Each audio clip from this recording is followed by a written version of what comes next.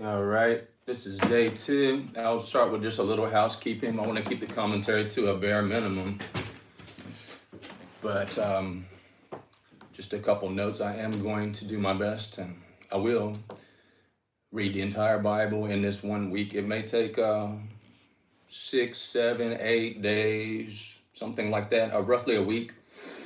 We did have some technology issues yesterday, and so we got cut off right during the middle of Exodus.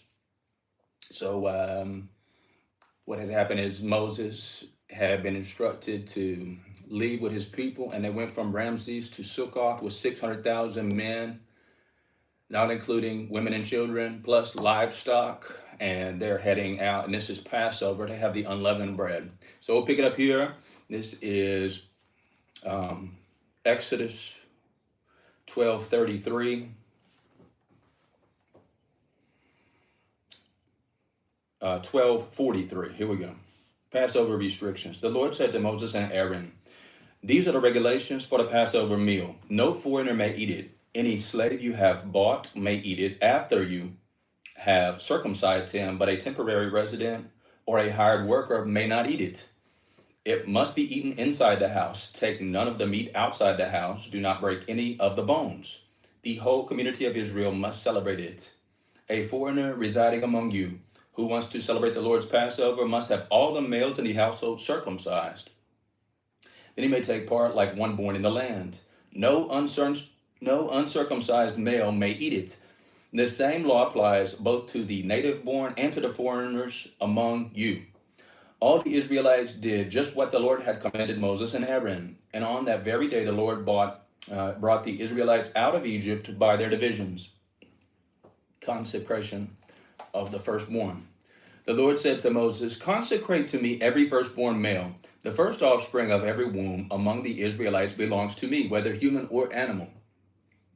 Then Moses said to the people, "Commemorate this day, the day you came out of Egypt, out of the land of slavery, because the Lord brought you out of it with a mighty hand. Eat nothing containing yeast. Today, in the month of Aviv, you are leaving. When the Lord brings you into the land of Canaanites, Hittites, Ammonites, Hivites, and Jebusites, the land he swore to your ancestors to give you, a land flowing with milk and honey, you are to observe this ceremony in this month.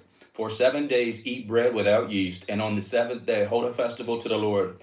Eat unleavened bread during these 7 days, nothing with yeast in it is to be seen among you, nor shall any yeast be seen anywhere within your borders. On that day tell your son, I do this because of what the Lord did for me when I came out of Egypt. And this observance will be for you like a sign on your hand and a reminder on your forehead that this law of the Lord is to be on your lips. For the Lord brought you out of Egypt with his mighty hand. You must keep this ordinance at the appointed time, year after year. After the Lord brings you into the land of the Canaanites and gives it to you, as he promised on oath to you and your ancestors, you are to give over to the Lord the first offspring of every womb. All the firstborn males of your livestock belong to the Lord. Redeem with a lamb every firstborn donkey. But if you do not redeem it, break its neck. Redeem every firstborn among your sons. In days to come, when your son asks you, what does this mean? Say to him, with a mighty hand the Lord brought us out of Egypt, out of the land of slavery. When Pharaoh stubbornly refused to let us go, the Lord killed the firstborn of both people and animals in Egypt. This is why I sacrifice to the Lord the first male offspring every womb, and redeem each of my firstborn sons. And it will be like a sign on your hand and a symbol on your forehead that the Lord brought us out of Egypt with his mighty hand." Crossing the sea. When Pharaoh let the people go, God did not lead them on the road through the Philistine country, though that was the shorter. For God said, if they face war, they might change their minds and return to Egypt. So God led the people around by the desert road toward the Red Sea. The Israelites went up out of Egypt, ready for battle. Moses took the bones of Joseph with him because Joseph had made the Israelites swear an oath. He had said, God will surely come to your aid, and then you must carry my bones up with you from this place. After leaving Sukkoth, they camped at Etham on the edge of the desert. By day, the Lord went ahead of them in a pillar of cloud to guide them on their way, and by night in a pillar of fire to guide them by night, so that they would travel by day or night. Neither the pillar of cloud by day nor the pillar of fire by night left its place in front of the people. Then the Lord said to Moses, tell the Israelites to turn back and encamp near Pi Hahiroth, between Migdol and the sea. There to encamp by the sea, directly opposite Baal Zephon. Pharaoh will think the Israelites are wandering around the land with confusion, hemmed in by the desert, and I will harden Pharaoh's heart, and he will pursue them. But I will gain glory for myself through Pharaoh and all his army, and the Egyptians will know that I am the Lord. So the Israelites did this. When the king of Egypt was told that the people had fled, Pharaoh and his officials changed their minds about them and said, "What have we done? We have let the Israelites go and have lost their services." So he had his chariot made ready and took his army with him. He took 600 of the best chariots, along with all the other chariots of Egypt, with the officers over all of them. The Lord hardened his heart of the Pharaoh king of Egypt, so that he pursued the Israelites who were marching out boldly. The Egyptians, all Pharaoh's horses and chariots, horsemen and troops, pursued the Israelites and overtook them as they camped by the sea near Pi Hahiroth, opposite Baal Zephon. As Pharaoh approached, the Israelites looked up, and there were the Egyptians marching after them. They were terrified and cried out to the Lord. They said to Moses, "Was it because there were no graves in Egypt that you brought us to the desert to die? What have you done to us by bringing us out of Egypt? Didn't we say to you in Egypt, 'Leave us alone, let us serve the Egyptians'? It would have been better for us to serve the Egyptians than to die in the desert." And Moses answered the people, "Do not be afraid, stand firm, and you will see that the deliverance of the Lord will bring you today. The Egyptians you see today you will never see again. The Lord will fight for you. You need only to be still." When the Lord said to Moses, "Why are you crying out to me? Tell the Israelites to move on. Raise your staff and stretch out your hand over the sea to divide the water so the Israelites can go through the sea on the dry ground. I will harden the hearts of the Egyptians so they will go in after them. And I will gain glory through Pharaoh and all his army, through the chariots and the horsemen. The Egyptians will know that I am the Lord when I gain glory through Pharaoh, his chariots, and his horsemen." Then the angel of God, who had been traveling in front of Israel's army, withdrew and went behind him. The pillar of cloud also moved from in front and stood behind him, coming between the armies of Egypt and Israel. Throughout the night, the cloud brought darkness to the one side and light to the other side, so neither went near the other all night long.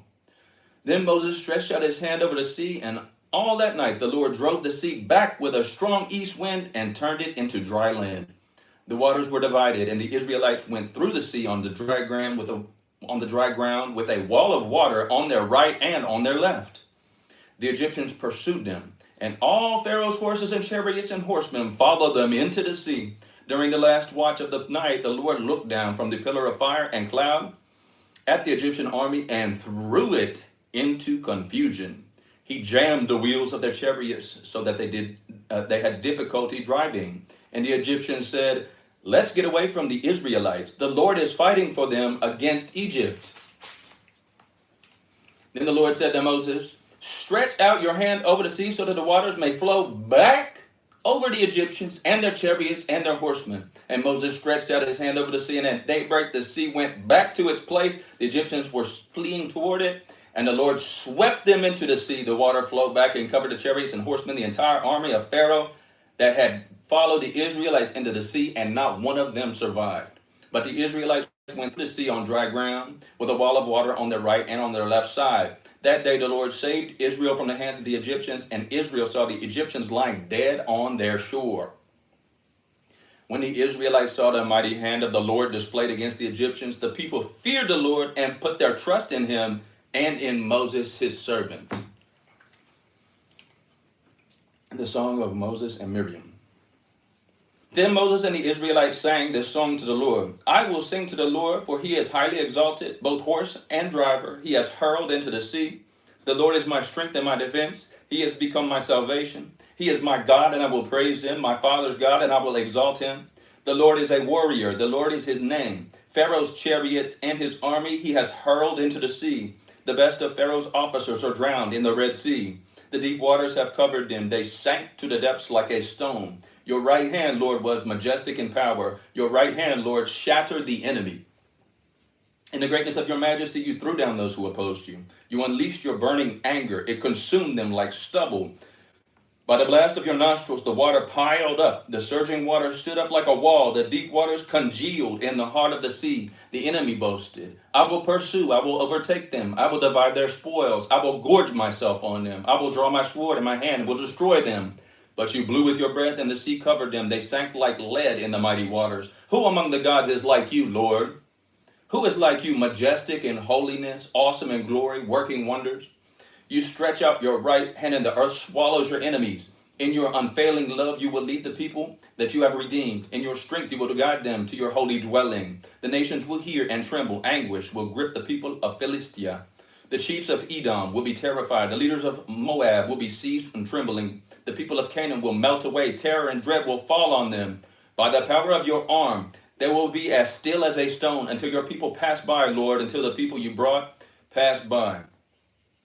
You will bring them in and plant them on the mountain of your inheritance, the place, Lord, you made for your dwelling, the sanctuary, Lord, your hands established. The Lord reigns forever and ever. When Pharaoh's horses, chariots, and horsemen went into the sea, the Lord brought the waters of the The Lord brought the waters of the sea back over them, but the Israelites walked through the sea on dry ground. Then Miriam the prophet, Aaron's sister, took a timbrel in her hand, and all the women followed her with timbrels and dancing. Miriam sang to them, Sing to the Lord, for he is highly exalted. Both horse and driver he has hurled into the sea. The waters of Merah and Elam. When Moses led Israel from the Red Sea and they went into the desert of Shur, for 3 days they traveled in the desert without finding water. When they came to Marah, they could not drink its water because it was bitter. That is why the place is called Marah. So the people grumbled against Moses, saying, What are we to drink? And when Moses cried out to the Lord, and the Lord showed him a piece of wood, he threw it into the water, and the water became fit to drink. There the Lord issued a ruling, an instruction for them, and put them to the test. He said, If you listen carefully to the Lord and your God, and do what is right in his eyes, if you pay attention to his commands and keep all his decrees, I will not bring on you any of the diseases I brought on the Egyptians, for I am the Lord who heals you. Then they came to Elim, where there were 12 springs and 70 palm trees, and they camped there near the water. Manna and quail. The whole Israelite community set out from Elim and came to the desert of Sin, which is between Elim and Sinai, on the 15th day of the second month after they had come out of Egypt. In the desert, the whole community grumbled against Moses and Aaron. The Israelites said to them, If only we had died by the Lord's hand in Egypt. There we sat around pots of meat and ate all the food we wanted. But you have brought us out into this desert to starve the entire assembly to death. Then the Lord said to Moses, I will rain down bread from heaven for you. The people are to go out each day and gather them for that day. In this way I will test them and see whether they will follow my instructions. And on the 6th day, they are to prepare what they bring in, and that is to be twice as much as they gather on the other days. So Moses and Aaron said to all the Israelites, In the evening you will know that this is Lord who brought you out of Egypt, and in the morning you will see the glory of the Lord, because he has heard your grumbling against him. Who are we that you should grumble against us? Moses also said, You know that it was the Lord when he gives you meat to eat in the evening and all the bread you want in the morning, because he has heard your grumbling against him. Who are we? You are not grumbling against us, but against the Lord. Then Moses told Aaron, Say to the entire Israelite community, Come before the Lord, for he has heard your grumbling. While Aaron was speaking to the whole Israelite community, they looked toward the desert, and there was the glory of the Lord appearing in the cloud. The Lord said to Moses, I have heard the grumbling of the Israelites. Tell them, at twilight you will eat meat, and in the morning you will be filled with bread. Then you will know that I am the Lord your God. That evening quail came and covered the camp, and in the morning there was a layer of dew around the camp. When the dew was gone, thin flakes like frost on the ground appeared on the desert floor. When the Israelites saw it, they said to each other, What is it? For they did not know what it was. And Moses said to them, It is the bread the Lord has given you to eat. This is what the Lord has commanded. Everyone is to gather as much as they need. Take an omer. This is 3 pounds, roughly, another unit of measurement. Take an omer for each person you have in your tent. The Israelites did as they were told. Some gathered much, some little. And when they measured it by the omer, The one who gathered much did not have too much, and the one who gathered little did not have too little. Everyone had gathered just as much as they needed.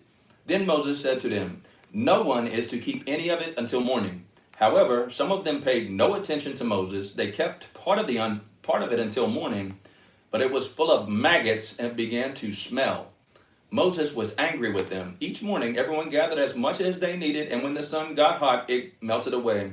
On the sixth day, they gathered twice as much, 2 omers for each person. And the leaders of the community came and reported this to Moses. He said to them, this is what the Lord commanded. Tomorrow is to be a day of Sabbath rest, a holy Sabbath to the Lord.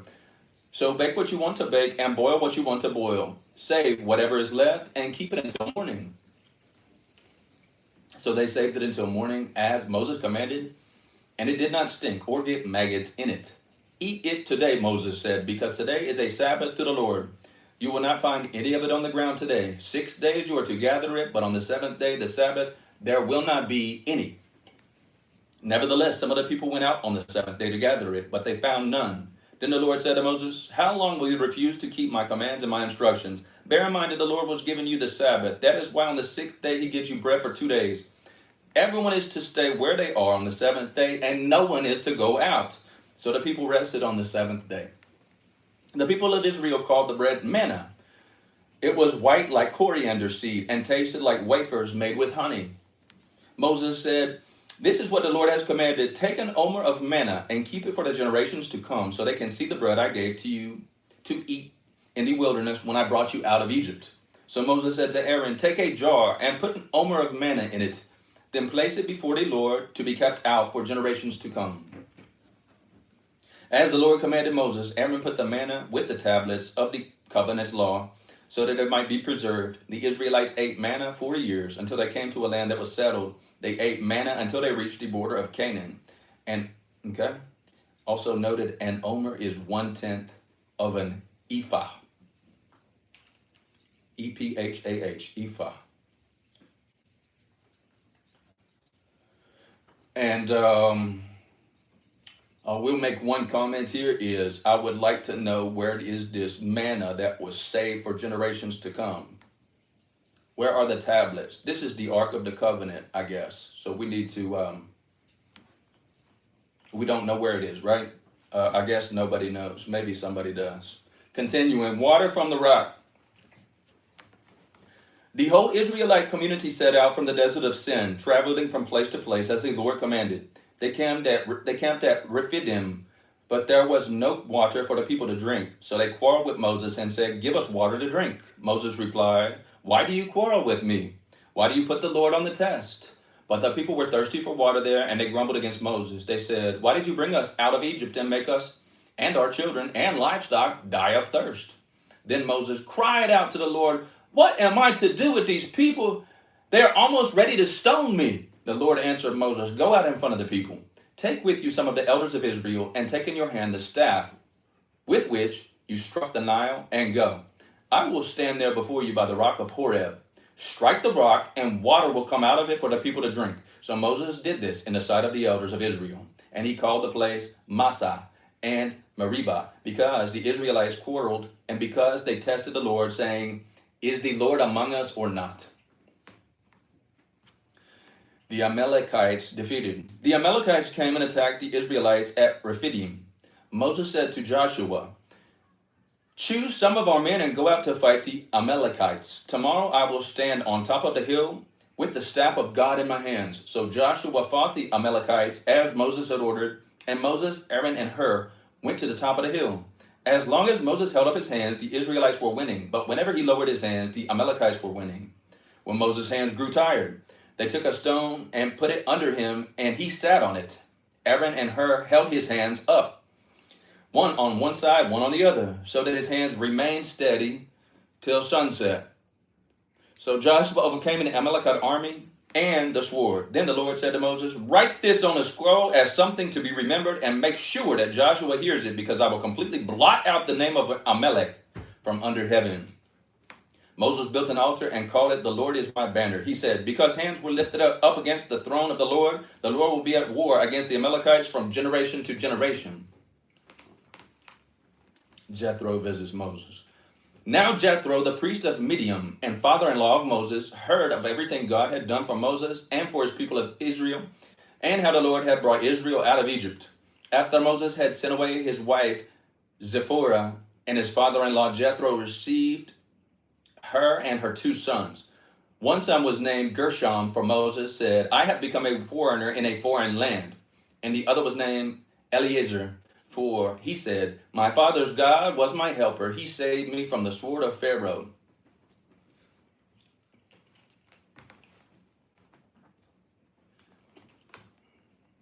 All these times this is a side comment, all these times they're saying the city was called this because this. He was called this because that. I would like to know more about this. Because I'm not aware of the etymology, it doesn't really mean anything to me. Continuing. Jethro, Moses' father-in-law, together with Moses' sons and wife, came to him in the wilderness where he was camped near the mountain of God. Jethro had sent word to him, I, your father-in-law Jethro, am coming to you with your wife and her 2 sons. So Moses went out to meet his father-in-law and bowed down and kissed him. They greeted each other and then went into the tent. Moses told his father-in-law about everything the Lord had done to Pharaoh and the Egyptians for Israel's sake, and about all the hardships they had met along the way, and how the Lord had saved them. Jethro was delighted to hear about all the good things the Lord had done for Israel in rescuing them from the hand of the Egyptians. He said, Praise be to the Lord who rescued you from the hand of the Egyptians and the Pharaoh, and who rescued the people from the hand of the Egyptians. Now I know that the Lord is greater than all other gods, for he did this to those who had treated Israel arrogantly. Then Jethro, Moses' father-in-law, brought a burnt offering and other sacrifices to God, and Aaron came with all the elders of Israel to eat a meal with Moses' father-in-law in the presence of God. The next day Moses took his seat to serve as the judge for the people, and they stood around him from morning until evening. When his father-in-law saw that all that Moses was doing for the people, he said, What is this that you are doing for the people? Why do you alone sit as judge while all these people stand around you from morning until evening? Moses answered him, Because the people come to me to seek God's will. Wherever they have a dispute, it is brought to me, and I decide the parties and inform them of God's decrees and instructions. Moses' father-in-law replied, What you are doing is not good. You and these people who come out to you will only wear yourselves out. The work is too heavy for you. You cannot handle it alone. Listen to me, and I will give you some advice, and may God be with you. You must be the people's representative before God and bring their disputes to him. Teach them his decrees and instructions and show them the way that they are to live and how they are to behave. But select capable men from us, the people, men who fear God, trustworthy men who hate dishonest gain, and appoint them as officials over thousands, hundreds, fifties, and tens. Have them serve as judges for the people at all times, but have them bring every difficult case to you. The simple cases they can decide themselves. That will make your load lighter because they will share it with you. If you do this and God so commands, you will be able to stand in the strain, and all these people will go home satisfied. Moses listened to his father-in-law and did everything he said. He chose capable men of all Israel and made them leaders of the people, officials over thousands, hundreds, fifties, and tens. They served as judges for the people at all times.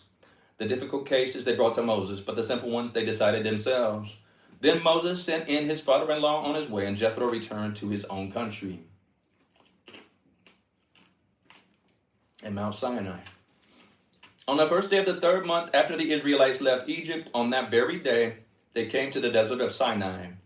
After they set up out of Rephidim,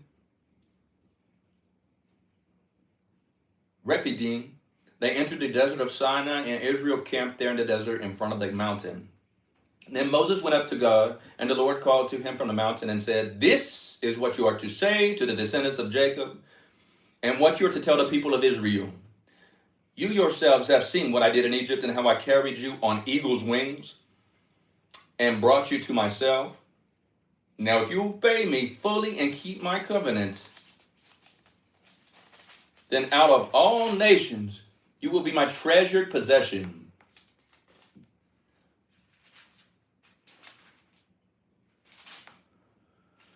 Although the whole earth is mine, you will be for me a kingdom of priests and a holy nation. These are the words you are to speak to the Israelites. So Moses went back and summoned the elders of the people and set before them all the words that the Lord had commanded him to speak. The people all responded together, "We will do everything the Lord has said." So Moses brought their answer back to the Lord. The Lord said to Moses, "I am going to come to you in a dense cloud, so that the people will hear me speaking, and the people will hear me speaking with you, and will always put their trust in you." And then Moses told the Lord what the people had said. And the Lord said to Moses, "Go to the people and consecrate them today and tomorrow. Have them wash their clothes and be ready by the third day, because on that day the Lord will come down on the Mount Sinai in the sight of all the people.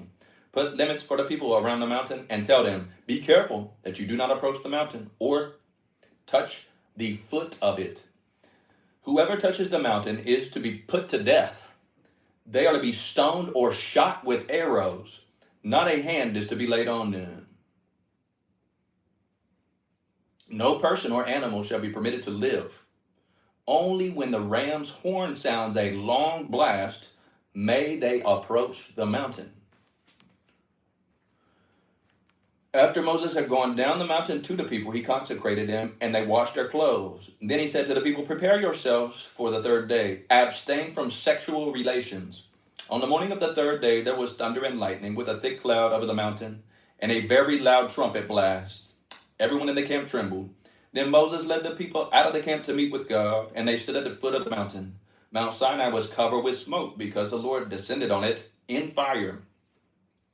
The smoke billowed up from it like smoke from a furnace, and the whole mountain trembled violently.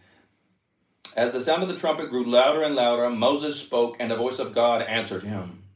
The Lord descended to the top of Mount Sinai and called Moses to the top of the mountain. So Moses went up, and the Lord said to him, "Go down and warn the people, so that they do not force their way through to see the Lord, and among them, and many of them perish.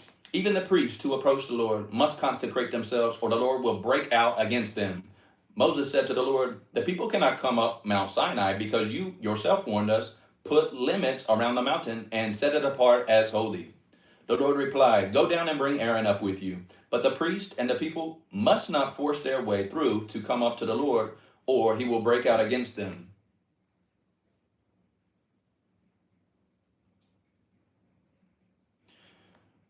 Why is he speaking in third person? So Moses went down to the people and told them the 10 Commandments. And God spoke all these words: "I am the Lord your God, who brought you out of Egypt, out of the land of slavery. You shall have no other gods before me. You shall not make for yourself an image in the form of anything in heaven above, or on the earth beneath, or in the waters below. You shall not bow down to them or worship them, for I, the Lord your God, am a jealous God, punishing the children for the sin of the parents to be third and fourth generations of those who hate me, but showing love to 1,000 generations of those who love me and keep my commandments. You shall not misuse the name of the Lord your God, for the Lord will not hold any guiltless who misuse his name. Remember the Sabbath day by keeping it holy. 6 days you shall labor and do all your work, but the seventh day is a Sabbath to the Lord your God. On it you shall not do any work, neither you nor your son or daughter, nor your male or female servant, nor your animals, nor any foreigner residing in your towns. For in the 6 days the Lord made the heavens and the earth, the sea, and all that is in them, but he rested on the seventh day. Therefore the Lord blessed the Sabbath day and made it holy. Honor your father and your mother, so that you may live long in the land the Lord your God is giving you. You shall not murder. You shall not commit adultery. You shall not steal. You shall not give false testimony against your neighbor. You shall not covet your neighbor's house. You shall not covet your neighbor's wife, or his male or female servant, his ox or donkey, or anything that belongs to your neighbor. When the people saw the thunder and lightning and heard the trumpet and saw the mountain in smoke, and they trembled with fear, they stayed a distance and said to Moses, "Speak to us yourself, and we will listen. But do not have God speak to us, or we will die." Moses said to the people, "Do not be afraid. God has come to test you, so that the fear of God will be with you and to keep you from sinning." The people remained at a distance while Moses approached the thick darkness where God was. Idols and altars. Then the Lord said to Moses, tell the Israelites this, you have seen for yourselves that I have spoken to you from heaven. Do not make any gods to be alongside me. Do not make yourselves gods of silver or gods of gold. Make an altar of earth for me and sacrifice on it your burnt offerings and fellowship offerings, your sheep and goats and your cattle. Wherever I cause my name to be honored, I will come to you and bless you. If you make an altar of stones for me, do not build it with dressed stones, for you will defile it if you use it a tool on it. And do not go up to my altar or steps, or your private parts may be exposed. These are the laws you are to set before them, Hebrew servants. If you buy a Hebrew servant, he is to serve you for 6 years. But in the 7th year, he shall go free without paying anything. If he comes alone, he is to go free alone. But if he has a wife when he comes, she is to go with him. If his master gives him a wife, and she bears him sons or daughters, the woman and her children shall belong to the master, and only the man shall go free. But if the servant declares, I love my master and my wife and children, and do not want to go free, then the master must take him before the judges. He shall take him to the door of the doorpost and pierce his ear with an awl. Then he will be servant for life. If a man sells his daughter as a servant, she is not to go free as male servants do. If she does not please the master who has selected her for himself, he must let her be redeemed. He has no right to sell her to foreigners because he has broken faith with her. If he selects her for his son, he must grant her the rights of a daughter.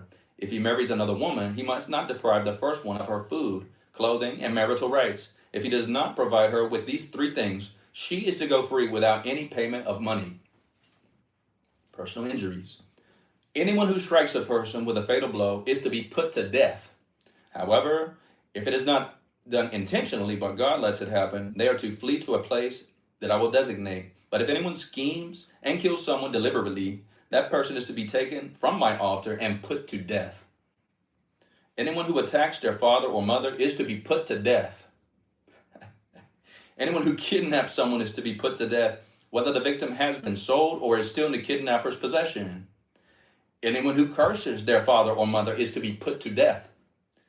If people quarrel and one person hits another one with a stone or with their fist, and the victim does not die but is confined to bed, the one who struck the blow will not be held liable if the other can get up and walk around outside with a staff.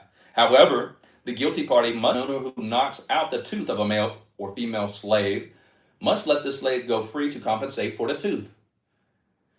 If a bull gores a man or a woman to death, the bull is to be stoned to death, and the meat must not be eaten.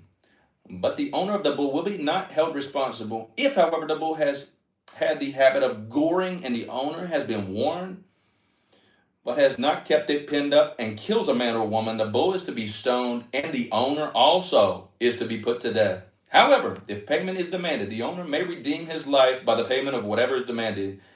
This law also applies if the bull gores a son or daughter. If the bull gores a male or female slave, the owner must pay 30 shekels of silver to the master of the slave, and the bull is to be stoned to death. If anyone uncovers a pit or digs one and fails to cover it, and an ox or donkey falls into it, the one who opened the pit must pay the owner for the loss and take the dead animal in exchange. If anyone's bull injures someone else's bull and it dies, the 2 parties are to sell the live one and divide both the money and the dead animal equally. However, if it was known that the bull had a habit of goring, yet the owner did not keep it pinned up, the owner must pay animal for animal and take the dead animal in exchange. Protection of property.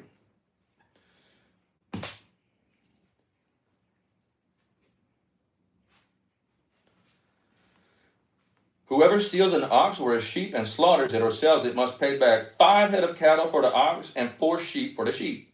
If a thief is caught breaking in at night and is struck a fatal blow, the defender is not guilty of bloodshed. But if it happens after sunrise, the defender is guilty of bloodshed. Anyone who steals must certainly make restitution, but if they have nothing, they must be sold to pay for their theft. If the stolen animal is found alive in their possession, whether ox or donkey or sheep, they must pay back double. If anyone grazes their livestock in a field or vineyard and lets them stray and they graze in someone else's field, the offender must make restitution from the best of their own field or vineyard. If a fire breaks out and spreads into thorn bushes so that it burns shocks of grain or standing grain or the whole field, the one who started the fire must make restitution. If anyone gives a neighbor silver or goods for safekeeping and they are stolen from the neighbor's house, the thief, if caught, must pay back double. But if the thief is not found, the owner of the house must appear before the judges, and they must determine whether the owner of the house has laid hands on the other person's property. In all cases of illegal possession of an ox, a donkey, a sheep, a garment, or any other lost property about which someone says, "This is mine," both parties are to bring their cases before the judges. The one whom the judges declare guilty must pay back double to the other. If anyone gives a donkey, an ox, a sheep, or any other animal to their neighbor for safekeeping, and it dies, or is injured, or is taken away while no one is looking, the issue between them will be settled by the taking of the oath between the Lord before the Lord that the neighbor did not lay hands on the other's personal property. The owner is to accept this, and no restitution is required. But if the animal was stolen from the neighbor, restitution must be made to the owner. If it was torn to pieces by a wild animal, the neighbor shall bring in the remains as evidence and shall not be required to pay for the torn animal. If anyone borrows an animal from their neighbor and it is injured or dies while the owner is not present, they must make restitution. But if the owner is with the animal, the borrower will not have to pay. If the animal was hired, the money paid for the hire covers the loss. Social responsibility. If a man seduces a virgin who is not pledged to be married and sleeps with her, he must pay the bride price, and she shall be his wife. If her father absolutely refuses to give her to him, he must still pay the bride price for virgins. Do not allow a sorceress to live. Anyone who has sexual relations with an animal has to be put to death. Whoever sacrifices to any god other than the Lord must be destroyed. Do not mistreat or oppress a foreigner, for you were foreigners in Egypt. Do not take advantage of the widow or the fatherless. If you do, and they cry out to me, I will certainly hear their cry. My anger will be aroused, and I will kill you with the sword. Your wives will become widows, and your children fatherless. If you lend money to one of my people among you who is needy, do not treat it like a business deal. Charge no interest. If you take your neighbor's cloak as a pledge, return it by sunset, because that cloak is the only covering your neighbor has. What else can they sleep in?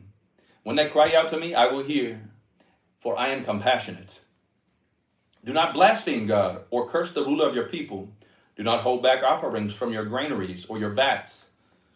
You must give me your firstborn of your sons. Do the same with your cattle and your sheep. Let them stay with their mothers for 7 days, but give them to me on the 8th day. You are to be my holy people. So do not eat the meat of an animal torn by wild beasts. Throw it to the dogs. Laws of justice and mercy. Do not spread false reports. Do not help a guilty person by being a malicious witness. Do not follow the crowd in doing wrong. When you give testimony in a lawsuit, do not pervert justice by siding with the crowd, and do not show favoritism to a poor person in a lawsuit. If you come across your enemy's ox or donkey wandering off, be sure to return it. If you see the donkey of someone who hates your fallen down under its load, do not leave it there. Be sure you help them with it. Do not deny justice to your poor people in their lawsuits. Have nothing to do with a false charge, and do not put an innocent or honest person to death, for I will not acquit the guilty. Do not accept the bribe, for a bribe binds those who see and twist the words of the innocent. Do not oppress a foreigner. You yourselves know how it feels to be foreigners, because you were foreigners in Egypt. Sabbath laws. For 6 years you are to sow your field and harvest the crops, but during the 7th year, let the land lie unplowed and unused. Then the poor among your people may get food from it, and the wild animals may eat what is left.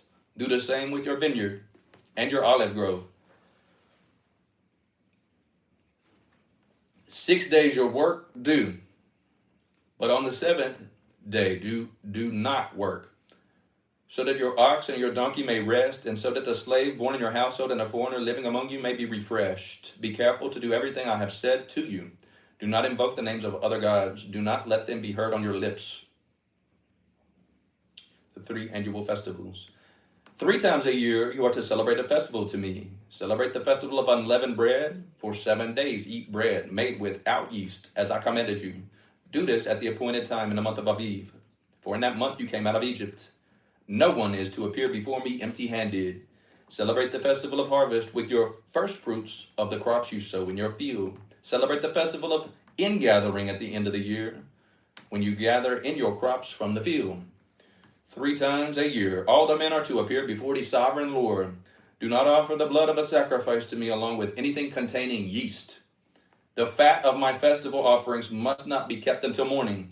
Bring the best of the first fruits of your soil to the house of the Lord your God. Do not cook a young goat in its mother's milk. God's angels are prepared away. See, I am sending an angel ahead of you to guard you along the way, to bring you to the place I have prepared. Pay attention to him and listen to what he says. Do not rebel against him. He will not forgive your rebellions, since my name is in you. If you listen carefully to what he says and do all that I say, I will be an enemy to your enemies, and will oppose them who oppose you. My angel will go ahead of you and bring you into the land of Amorites, Hittites, Perizzites, Canaanites, Hivites, Jebusites, and I will wipe them out. Do not bow down before the God of worship them or follow their practices. You must demolish them and break their sacred stones to pieces. Worship the Lord your God. Maybe that's why we destroyed all the Mayan and Aztec and everything, all their literature. Do not bow down before their gods or worship them or follow their practices. You must demolish them and break their sacred stones to pieces. Worship the Lord your God, and his blessing will be on your food and water. I will take away sickness from among you, and none will miscarry or be barren in your land. I will give you a full lifespan. I will send my terror ahead of you and throw into confusion every nation you encounter. I will make all your enemies turn their backs and run. I will send the hornet ahead of you to drive out the Hivites, Canaanites, Hittites out of your way. But I will not drive them out in a single year, because the land would become desolate and the wild animals too numerous for you. Little by little I will drive them out for you until you have increased enough to take possession of the land. I will establish your borders from the Red Sea to the Mediterranean Sea, and from the desert to the Euphrates River. I will give it to your hands, the people who live in the land, and you will drive them out before you. Do not make a covenant with them or with other gods. Do not let them live in the land, or they will cause you to sin against me, because the worship of their gods will certainly be a snare to you. Covenant confirmed. Then the Lord said to Moses, come up to the Lord, and Aaron, Nadab, and Abihu, and 70 of the elders of Israel. You are to worship at a distance, but Moses alone is to approach the Lord. The others must not come near, and the people may not come up with him. When Moses went and told the people all the Lord's words and laws, they responded with one voice, everything the Lord has said, we will do.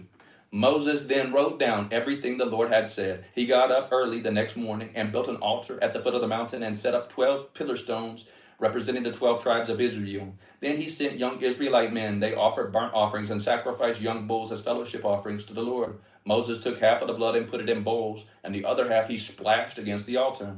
Then he took the book of the covenant and read it to the people. They responded, we will do everything the Lord has said. We will obey. Moses then took the blood, sprinkled it on the people, and said, this is the blood of the covenant that the Lord has made with you in accordance with all these words. Moses and Aaron, Nadab and Abihu, and the 70 elders of Israel went up and saw the God of Israel. Under his feet was something like a pavement made out of lapis lazuli, as bright blue as the sky. But God did not raise his hand against these leaders of Israelites. They saw God, and they ate and drank. The Lord said to Moses, come up to me on the mountain and stay here, and I will give you the tablets of stone with the law and commandments I have written for their instruction. Then Moses set out with Joshua, his aide, and Moses went up the mountain of God. He said to the elders, wait here for us until we come back to you. Aaron and Hur are with you, and anyone involved in a dispute can go with them. When Moses went up on the mountain, the cloud covered it, and the glory of the Lord settled on Mount Sinai. For 6 days the cloud covered the mountain, and on the 7th day the Lord called to Moses from within the cloud. To the Israelites, the glory of the Lord looked like a consuming fire on top of a mountain. Then Moses entered the cloud as he went up the mountain, and he stayed on the mountain 40 days and 40 nights. Offerings for the tabernacle. And the Lord said to Moses, "Tell the Israelites to bring me an offering. You are to receive the offering for me and everyone else whose heart prompts them to give. These are the offerings you are to receive from them: gold, silver, and bronze, blue, purple, and scarlet yarn and fine linen, goat hair, ram skins dyed red, and another type of durable leather, acacia wood, olive oil for the light, spices for the anointing oil and for the fragrance incense, and onyx stones, and other gems to be mounted on the ephod and breastpiece." I don't know ephod. It's not in the glossary. "Then have them made a sanctuary for me, and I will dwell among them. Make this tabernacle and all its furnishings exactly like the pattern I will show you, the ark. Have them make an ark of acacia wood, 2.5 cubits long, 1.5 cubits wide, and 1.5 cubits high. Overlay it with pure gold, both inside and out, and make a gold molding around it. Cast 4 gold rings for it to fasten them to its 4 feet, and 2 other rings on the side, and 2 rings on the other. Then make poles of acacia wood and overlay them with gold. Insert the poles into the rings on the sides of the ark to carry it. The poles are to remain in the rings of this ark, and they are not to be removed. Then put in the ark the tablets of the covenant law, which I will give you.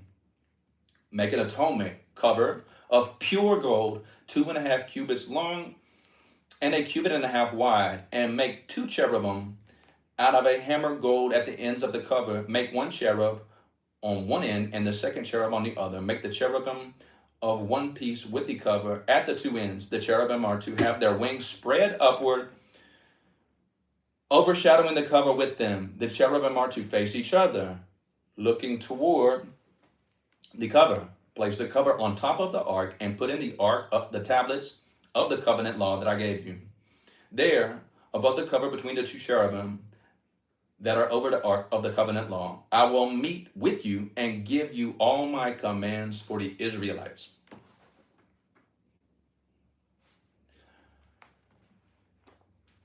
Table. Make a table of acacia wood, 2 cubits long, 1 cubit wide, and 1.5 cubits high. Overlay it with pure gold, and make a gold molding around it. Also make around it a rim of hand breadth. It's as wide as the hand. And put a gold molding on the rim. Make 4 gold rings for the table and fasten them to the 4 corners where the 4 legs are. The rings are to be close to the rim to hold the poles used in carrying the table. Make the poles of acacia wood, overlay them with gold, and carry the table with them. And make its plates and dishes of pure gold, as well as its pitchers and bowls for the pouring of its offerings. Put the bread of the presence on this table to be before me at all times. The lampstand. Make a lampstand of pure gold. Hammer out its base and shaft, and make its flower-like cups, buds, and blossoms of one piece with them. 6 branches are to be extended from the sides of the lampstand, 3 on one side and 3 on the other. 3 cups shaped like almond flowers with buds and blossoms are to be on one branch, 3 on the next, and the same for all 6 branches extending from the lampstand. And on the lampstand there are to be 4 cups shaped like almond flowers with buds and blossoms. 1 bud shall be under the first pair of branches extending from the lampstand, a 2nd bud under the 2nd pair, and a 3rd bud under the 3rd pair, 6 branches in all. The buds and branches shall all be of one piece of the lampstand, hammered out of pure gold. Then make its 7 lamps and set them up on it so that they light the space in front of it. Its wick trimmers and trays are to be of pure gold. A talent of pure gold is to be used for the lampstand and all these accessories. A talent is 75 pounds. 75-pound piece of gold.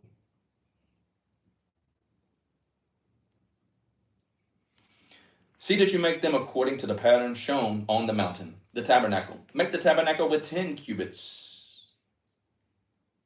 Make the tabernacle with 10 curtains of finely twisted linen and blue, purple, and scarlet yarn with cherubim woven into them by a skilled worker. All the curtains are to be the same size, 28 cubits long and 4 cubits wide.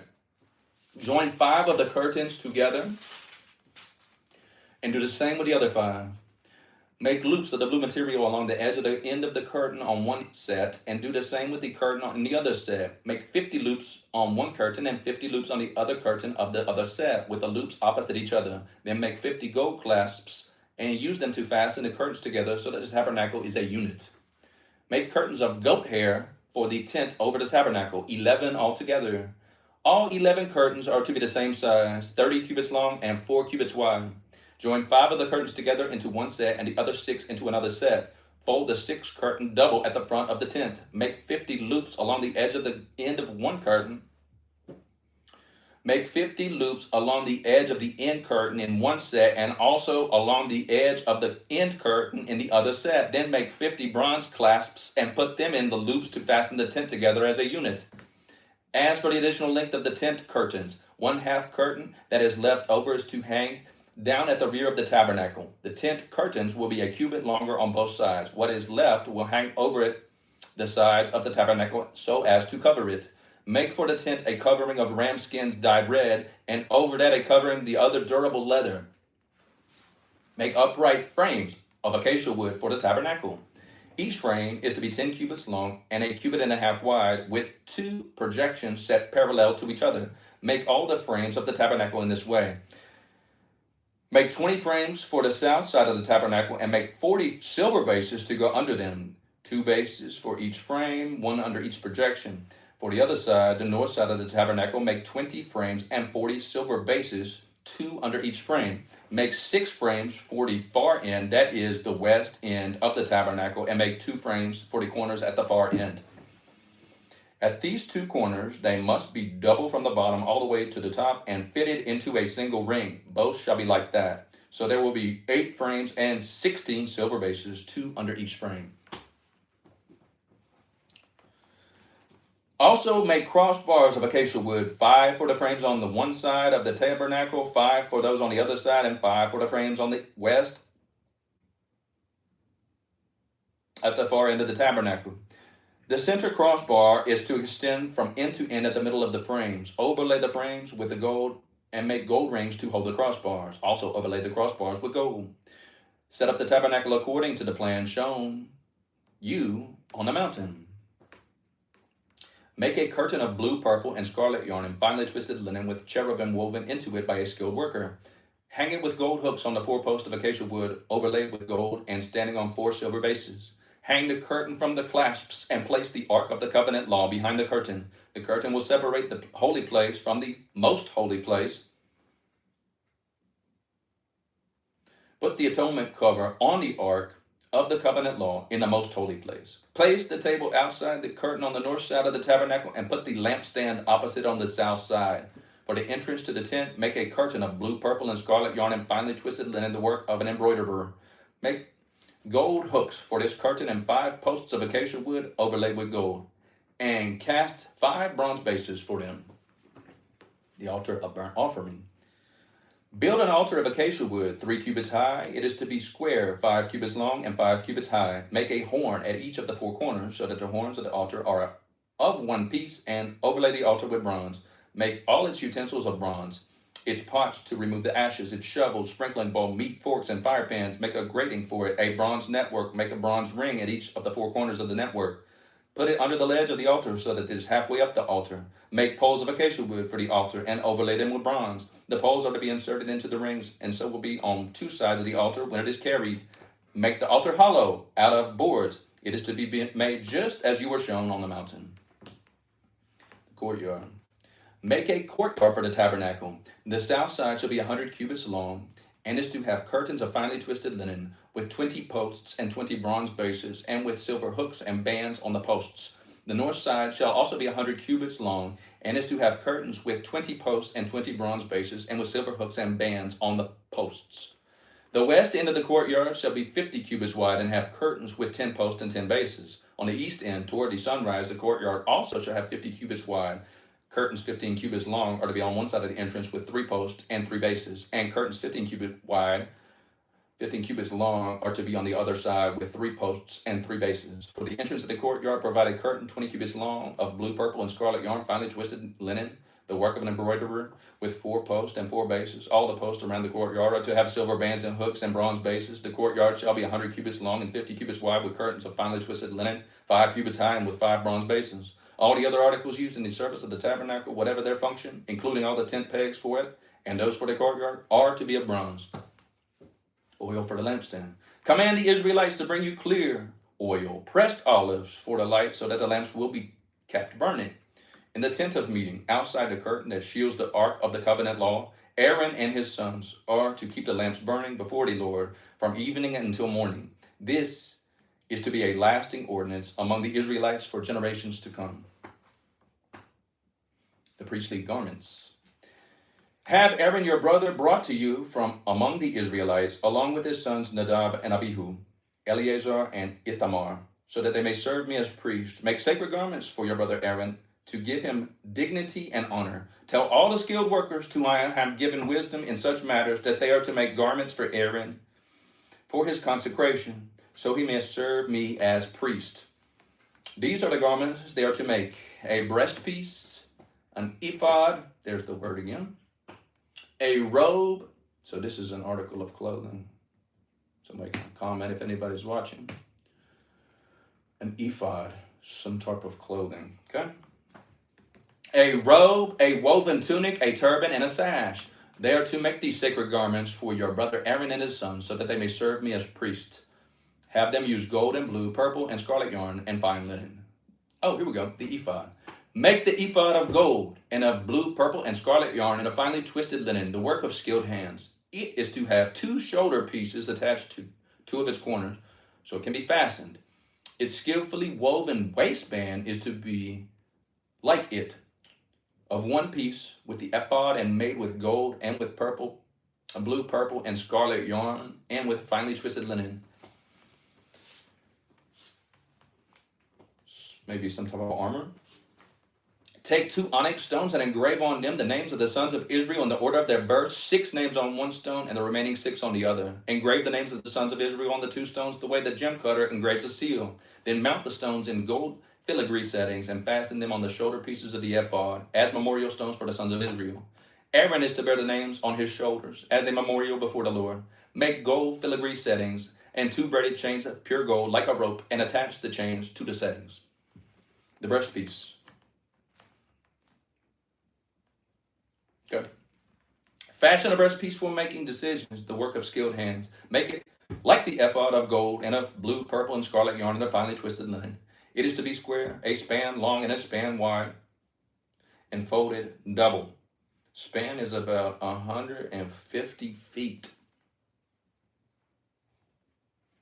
Then mount 4 rows of precious stones on it. The first row shall be carnelian, chrysolite, and beryl. The second row shall be turquoise, lapis lazuli, and emerald. The third row shall be jacinth, agate, and amethyst. And the 4th row shall be topaz, onyx, and jasper. Mount them in the gold filigree settings. There are to be 12 stones, 1 of each for the names of the sons of Israel, like each engraved like a seal, with the name of 1 of the 12 tribes. For the breastpiece, make braided chains of pure gold like a rope. Make 2 gold rings for it, and fasten them to the 2 corners of the breastpiece. Fasten the 2 gold chains to the rings at the corners of the breastpiece, and the other ends of the chains to the 2 settings, attaching them to the shoulder pieces of the ephod at the front. Make 2 gold rings, and attach them to the other 2 corners of the breastpiece on the inside edge next to the ephod. Make 2 more gold rings, and attach them to the bottom of the shoulder pieces on the front of the ephod, close to the seam just above the waistband of the ephod. The rings of the breastpiece are to be tied to the rings of the ephod with blue cord, connecting it to the waistband so that the breastpiece will not swing out from the ephod. Whenever Aaron enters the holy place, he will hear the names of the sons of Israel. He will bear their names over his heart on the breastpiece of decision as continuing a memorial before the Lord. Also, put the Urim and the Thummim, it should be Thummim, in the breastpiece so that they may be over Aaron's heart whenever he enters the presence of the Lord.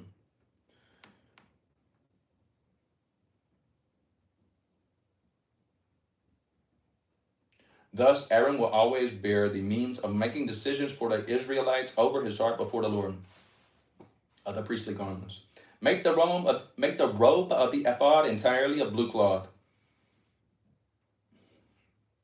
with an opening for the head in its center. There shall be a woven edge like a collar around this opening so that it will not tear. Make pomegranates of blue, purple, and scarlet yarn around the hem of the robe with gold bells between them. The gold bells and the pomegranates are to alternate around the hem of the robe. Aaron must wear it when he ministers. The sound of the bells will be heard when he enters the holy place before the Lord and when he comes out, so that he will not die. Make a plate of pure gold and engrave on it, as on a seal, holy to the Lord. Fasten a blue cord to it to attach it to the turban. It is to be on the front of the turban. It will be on Aaron's forehead, and he will bear the guilt involved in the sacred gifts the Israelites consecrate, whatever their gifts may be. It will be on Aaron's forehead continually, so that it will be acceptable to the Lord.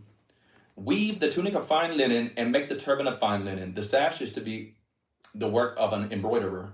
Make tunics, sashes, and caps for Aaron's sons to give them dignity and honor. After you put these clothes on your brother Aaron and his sons, anoint them and ordain them. Consecrate them so that they may serve me as priests. Make linen undergarments as a covering for the body, reaching from the waist to the thigh.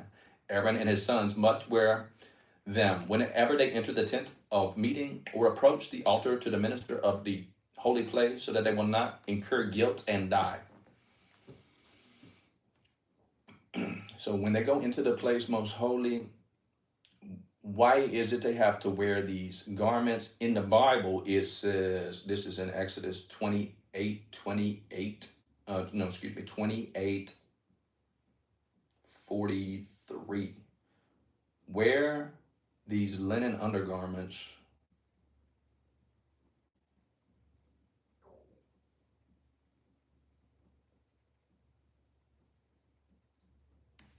when they go to see the Ark of the Covenant. If they don't wear the garments, they will die from guilt. That's what it says. Okay? This is to be a lasting ordinance for Aaron and his descendants. We'll now go to consecration of the priest. This is what you are to do to consecrate them, so that they may serve me as priests. Take a young bull and 2 rams without defect, and from the finest wheat flour, make round loaves without yeast, thick loaves without yeast, and with olive oil mixed in, and thin loaves without yeast, and brushed with olive oil. Put them in a basket and present them along with the bull and the 2 rams. Then bring Aaron and his sons to the entrance of the tent to meeting and wash them with water. Take the garments and dress Aaron with the tunic, the robe of the ephod itself, and the breastpiece. Fasten the ephod on him by skillfully woven waistband. Put the turban on his head and attach the sacred emblem to the turban. Take the anointing oil and anoint him by pouring it on his head. Bring his sons and dress them in tunics and fasten caps on them. Then tie sashes on Aaron and his sons. The priesthood is theirs by lasting ordinance. Then you shall ordain Aaron and his sons. Bring the bull to the front of the tent of a meeting, and Aaron and his sons shall lay their hands on its head. Slaughter it in the Lord's presence at the entrance to the tent of meeting. Take some of the bull's blood and put it on the horns of the altar with your finger, and pour out the rest at the base of the altar. Then take all the fat of the internal organs, the long lobe of the liver, both kidneys, with the fat on them, and burn them on the altar. But burn the bull's flesh and its hide and its intestines outside the camp. It is a sin offering. This is also known as a purification offering. Take one of the rams, and Aaron and his sons shall lay their hands on its head, slaughter it, and take the blood and splash it against the sides of the altar. Cut the ram into pieces and wash the internal organs and the legs, putting them with the head and the other pieces. Then burn the entire ram on the altar. It is a burnt offering to the Lord, pleasing aroma, and a food offering presented to the Lord. Take the other ram, and Aaron and his sons shall lay their hands on its head, slaughter it, take some of its blood and put it on the lobes of the right ears of Aaron and his sons, on the thumbs of their right hands, and on the big toes of their right feet. Then splash blood against the sides of the altar, and take some blood from the altar, and some of it from the anointing oil, and sprinkle it on Aaron and his garments, and on his sons and their garments. Then he and his sons and their garments will be consecrated.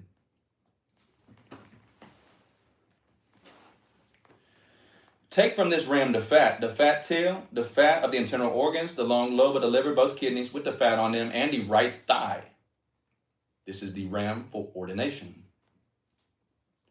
From the basket of bread made without yeast, which is before the Lord, take 1 round loaf, 1 thick loaf, with olive oil mixed in, and 1 thin loaf. Put all these in the hands of Aaron and his sons, and have them wave them before the Lord as a wave offering. Then take them from their hands and burn them on the altar along with the burnt offering for a pleasing aroma to the Lord, a food offering presented to the Lord. After you take the breast of the ram for Aaron's ordination, wave it before the Lord as a wave offering, and it will be your share.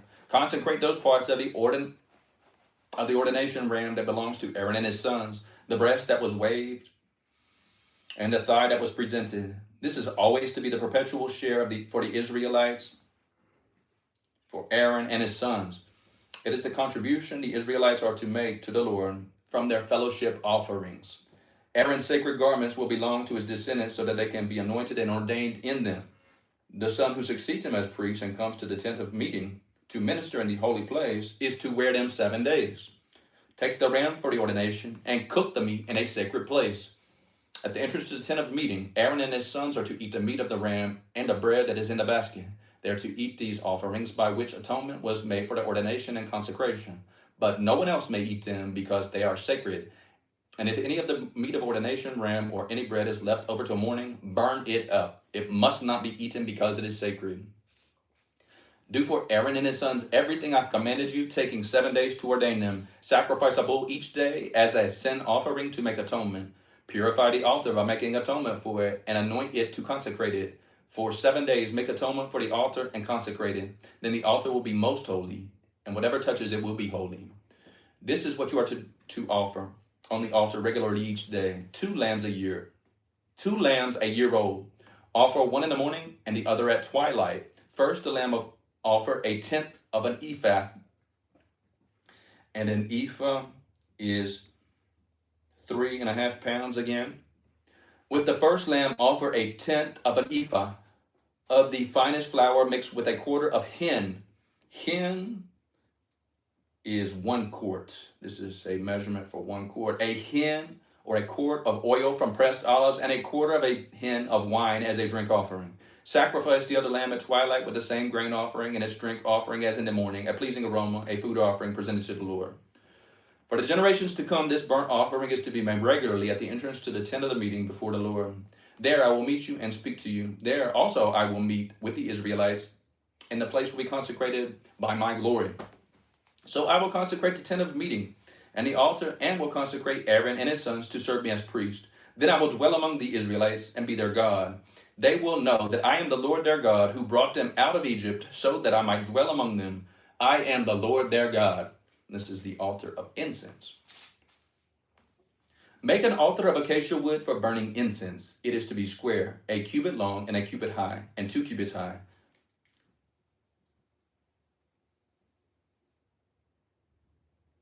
It is to be square, a cubit long and a cubit wide, and 2 cubits high, its horns of 1 piece with it. Overlay the top and all the sides of, and the horns with pure gold, and make a gold molding around it. Make 2 gold rings for the altar below the molding, 2 on each of the opposite sides to hold the poles used to carry it. Make the poles of acacia wood and overlay them with gold. Put the altar in front of the curtain that shields the ark of the covenant law, before the atonement cover that is over the tablets of the covenant law, where I will meet with you. Aaron must burn fragrant incense on the altar every morning when he tends the lamps. He must burn incense again when he lights the lamps at twilight. So incense will burn regularly before the Lord generations to come. Do not offer on this altar any other incense or any burnt offering or grain offering, and do not pour a drink offering on it. Once a year, Aaron shall make atonement on its horns. This annual atonement must be made with the blood of the atoning sin offering for the generations to come. It is most holy to the Lord. Atonement money. Then the Lord said to Moses, when you take a census of the Israelites to count them, each one must pay the Lord a ransom for his life at the time he is counted. Then no plague will come on them when you number them. Each one who crosses over to those already counted is to give a half shekel according to the sanctuary shekel, which weighs 20 gerahs.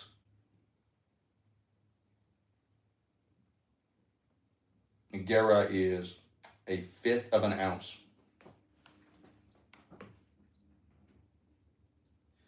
This half shekel is an offering to the Lord. All who cross over those 20 years old or more are to give an offering to the Lord. The rich are not to give more than a half shekel, and the poor are not to give less when you make the offering to the Lord to atone for your lives. Receive the atonement money from the Israelites and use it for the service of the tent of meeting. It will be a memorial for the Israelites before the Lord, making atonement for your lives. So the question is, where is it? It's supposed to be kept secret and safe for generations to come. Where is it? There's a church in Ethiopia that claims that they've had it for 2,000 years. It's pretty interesting.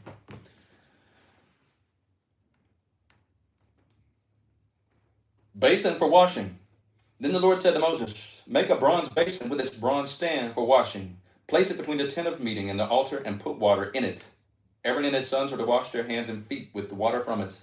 Whenever they enter the tent of meeting, they shall wash with water so that they will not die. Also, when they approach the altar to minister by presenting a food offering to the Lord, they shall wash their hands and feet so that they will not die. This is to be a lasting ordinance for Aaron and his descendants for generations to come. Anointing oil. Then the Lord said to Moses, take the following fine spices, 500 shekels of liquid myrrh, half as much of fragrant cinnamon, 250 shekels, 250 shekels of fragrant calamus, 500 shekels of cassia, all according to the sanctuary shekel, and a hin of olive oil. Make these into a sacred anointing oil, a fragrant blend, the work of a perfumer. It will be the sacred anointing oil. Then use it to anoint the tent of meeting, the ark of the covenant law, the table and all its articles, the lampstand and its accessories, the altar of incense, the altar of burnt offering, and all its utensils, and the basin with its stand. You shall consecrate them so they will be most holy, and whatever touches them will also be holy. Anoint Aaron and his sons, and consecrate them, so that they may serve as priests. Say to the Israelites, this is to be my sacred anointing oil for the generations to come. Do not pour it on anyone else's body, and do not make any other oil using the same formula. It is sacred, and you are to consider it sacred. Whoever makes perfume like it and puts it on anyone other than a priest must be cut off from their people. Incense.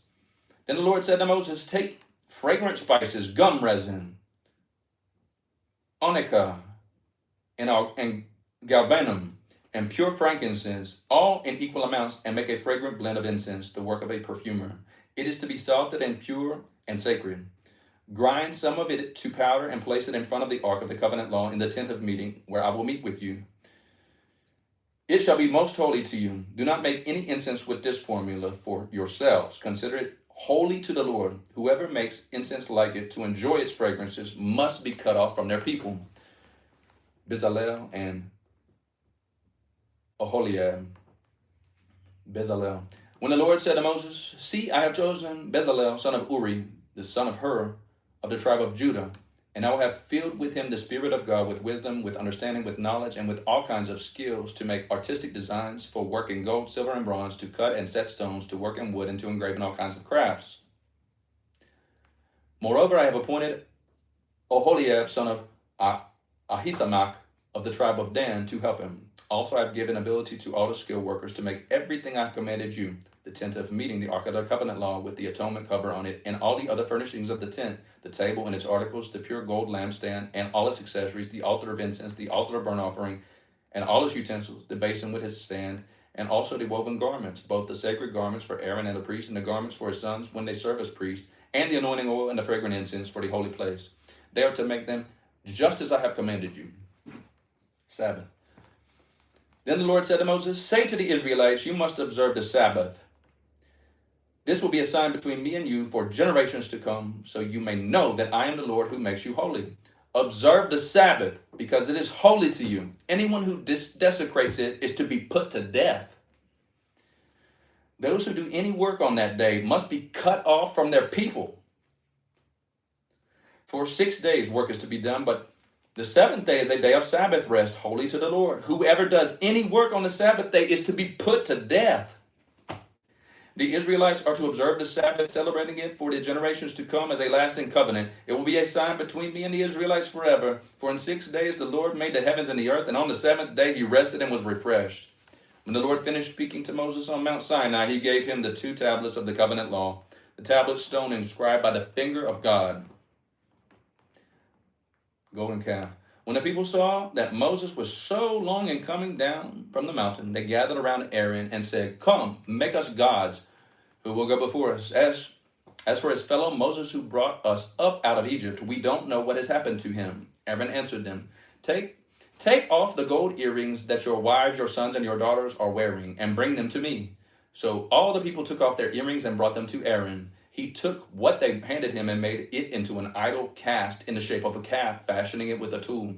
Then they said, "These are your gods, Israel, who brought you up out of Egypt." When Aaron saw this, he built an altar in front of the calf and announced, "Tomorrow there will be a festival of the Lord." So the next day, the people rose early and sacrificed burnt offerings and presented fellowship offerings. Afterward, they sat down to eat and drink and got up to indulge in revelry. Then the Lord said to Moses, "Go down, because your people, whom you brought up out of Egypt, have become corrupt. They have been quick to turn away from what I have commanded them, and have made themselves an idol cast in the shape of a calf. They have bowed down to it and sacrificed to it, and have said, 'These are your gods, Israel, who brought you up out of Egypt.' I have seen these people," the Lord said to Moses, "and they are a stiff-necked people. Now leave me alone so that my anger may burn against them, and that I may destroy them. Then I will make you into a great nation." But Moses sought the favor of the Lord his God. "Lord," he said, "why should your anger burn against your people, whom you brought out of Egypt with great power and a mighty hand? Why should the Egyptians say, 'It was with evil intent that he brought them out, to kill them in the mountains and to wipe them off the face of the earth?' Turn from your fierce anger, relent, and do not bring disaster on your people. Remember your servants Abraham, Isaac, and Israel, whom you swore by your own self, 'I will make your descendants as numerous as the stars in the sky, and I will give your descendants all this land I promised them, and it will be their inheritance forever.'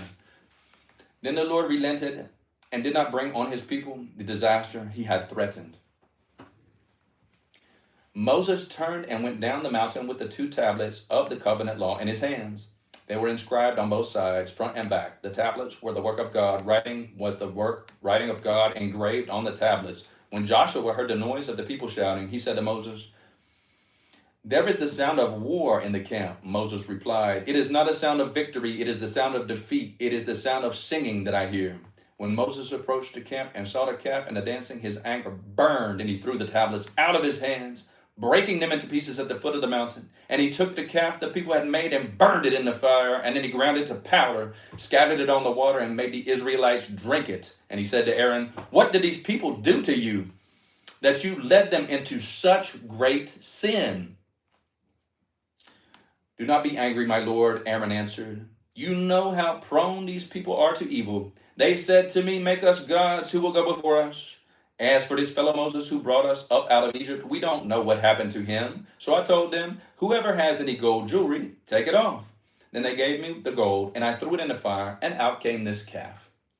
Moses saw that the people were running wild, and that Aaron had let them get out of control, and so become a laughing stock to their enemies. So he stood at the entrance to the camp and said, "Whoever is for the Lord, come to me." And all the Levites rallied to him, the Levites. Then he said to them, "This is what the Lord, the God of Israel, says.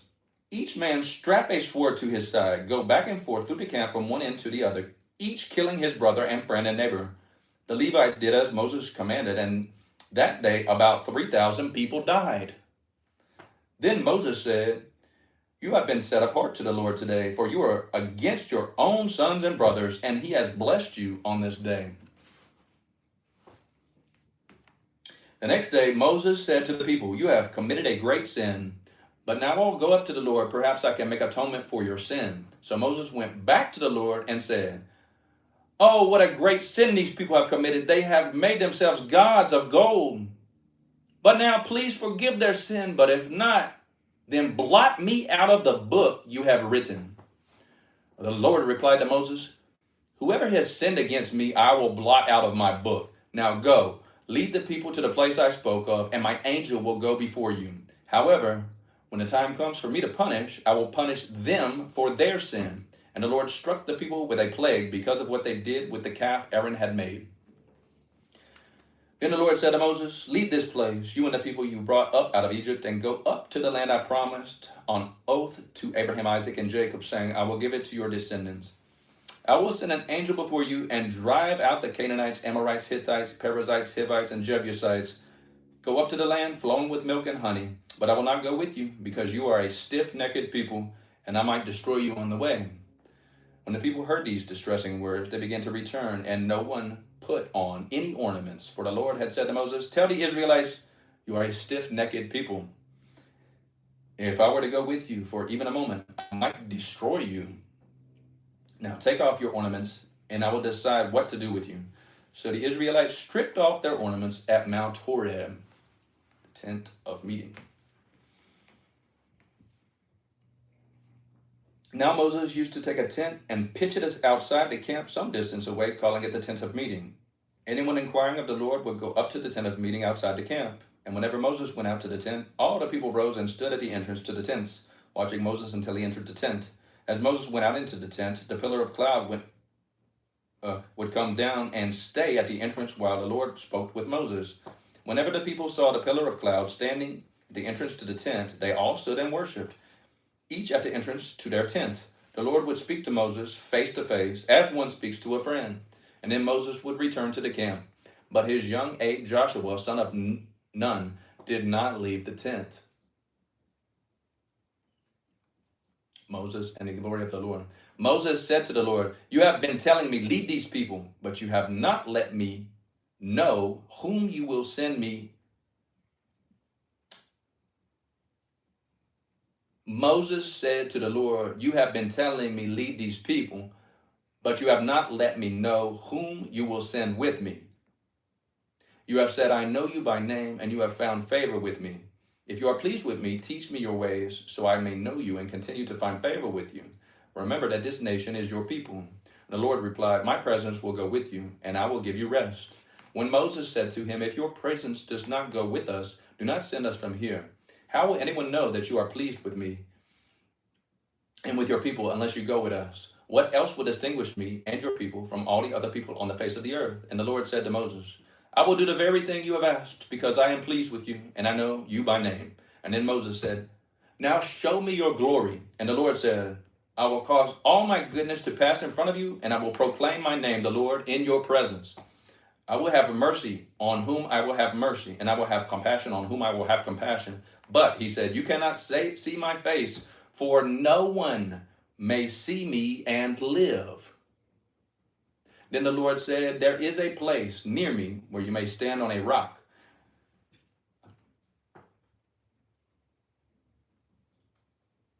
It's very confusing to me because on the previous page it said they spoke face to face like friends. Then the Lord said, there is a place near me where you may stand on a rock. When my glory passes by, I will put you in a cleft in the rock and cover you with my hand until I have passed by. And then I will remove my hand and you will see my back, but my face must not be seen. The new stone tablets. The Lord said to Moses, chisel out 2 stone tablets like the first ones, and I will write on them the words that were written on the first tablets which you broke. Be ready in the morning, and then come up on Mount Sinai. Present yourself to me there on the top of the mountain. No one is to come with you or be seen anywhere on the mountain. Not even the flocks and herds may gaze in front of the mountain. So Moses chiseled out 2 stone tablets like the first ones and went up Mount Sinai early in the morning, as the Lord had commanded him, and he carried the 2 stone tablets with his hands. Then the Lord came down in the cloud and stood there with him and proclaimed his name, the Lord. And he passed in front of Moses, proclaiming, the Lord, the compassionate and gracious God, slow to anger, abounding in love and faithfulness, maintaining love to thousands, and forgiving wickedness, rebellion, and sin. Yet he does not have the guilty unpunished. He punishes the children and their children for the sin of the parents to the 3rd and 4th generation. Moses bowed up to the God at once and worshipped. Lord, he said, I have found favor in your eyes. Then let the Lord go with us. Although this is a stiff-necked people, forgive our wickedness and our sin and take us as your inheritance. Then the Lord said, I am making a covenant with you. Before all your people, I will do wonders never before done in any nation in the world. The people you will live among will see how awesome is the work that I, the Lord, will do for you. Obey what I command you today. I will drive out before you the Amorites, Canaanites, Hittites, Perizzites, Hivites, and Jebusites. Be careful not to make a treaty with those who live in the land where you are going. There will be a snare among you. Break down their altars, smash their sacred stones, and cut down their Asherah poles. Those are wooden symbols of the god Asherah.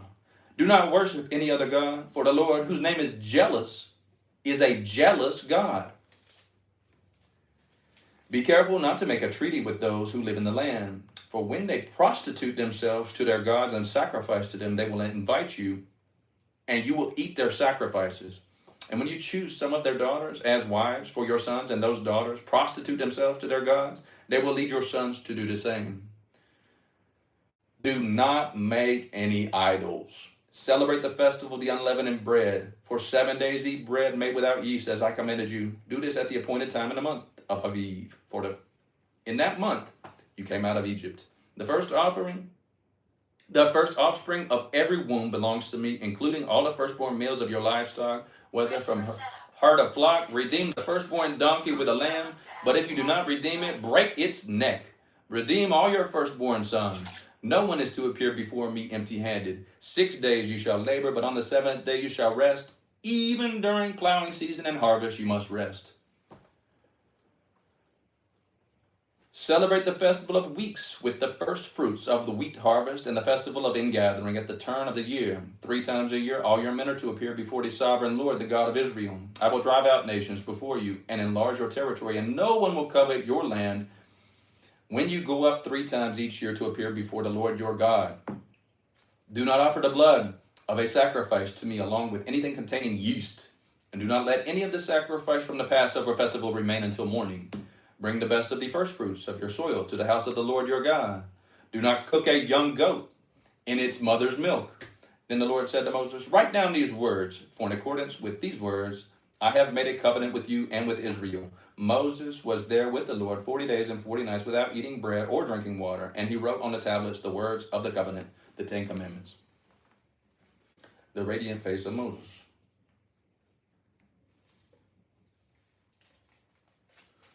When Moses came down from Mount Sinai with the 2 tablets of the covenant law in his hands, he was not aware that his face was radiant because he had spoken with the Lord. This is why some modern scholars believe that the Ark of the Covenant was some sort of technology with radiation, and I have no idea if this is true, but it did come to my head when I see that his face is radiant. I wish there were a clearer description. Continuing. When Aaron and all the Israelites saw Moses, his face was radiant, and they were afraid to come near him. But Moses called to them, so Aaron and all the leaders of the community came back to him, and he spoke to them.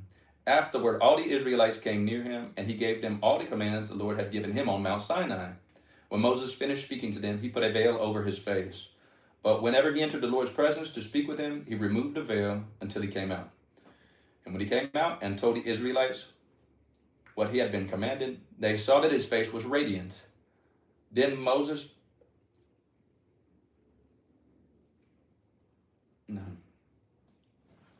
would put the veil back over his face until he went in to speak with the Lord. Sabbath regulation.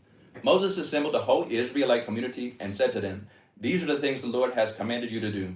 For 6 days work is to be done, and for the 7th day shall be your holy day, a day of Sabbath rest for the Lord. Whoever does any work on it is to be put to death. Do not light a fire in any of your dwellings on the Sabbath day. Materials for the tabernacle. Moses said to the whole Israelite community, this is what the Lord has commanded. From what you have, take an offering for the Lord. Everyone who is willing to bring to the Lord an offering of gold, silver, and bronze, blue, purple, and scarlet yarn, and fine linen, goat hair, ram skin, dyed, and other type of durable leather, acacia wood, olive oil for the light, spices for the anointing oil, and for the fragrant incense, and onyx stones and other gems to be mounted on ephod and the breastpiece.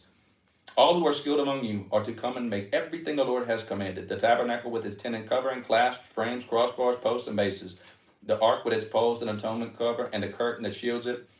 The table with the poles and all its articles, and the bread and the presence, the lampstand that is for the light and the accessories, lamps and oil for the light, the altar of incense with its pole, the anointing oil and the fragrant incense, the curtain for the doorway and the entrance to the tabernacle, the altar of the burnt offering with the bronze grating, its poles and all its utensils, the bronze basin with its stand, the curtains of the courtyard with its posts and bases and the curtain, entrance to the courtyard, the tent pegs for the tabernacle and for the courtyard and their ropes, the woven garments, one for ministering in the sanctuary, both the sacred garments for Aaron the priest and the garments for his sons when they served as priests.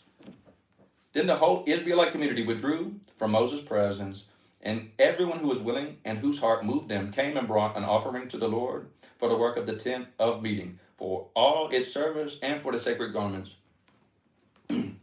All who were willing, men and women alike, came and brought gold jewelry of all kinds, brooches, earrings, rings, and ornaments. They all presented their gold as a wave offering to the Lord. Everyone who had blue, purple, or scarlet yarn, or fine linen, or goat hair, ram skins, dyed red, or other durable leather brought them. Those presenting an offering of silver or bronze brought it as an offering to the Lord, and everyone who had acacia wood for any part of the work brought it.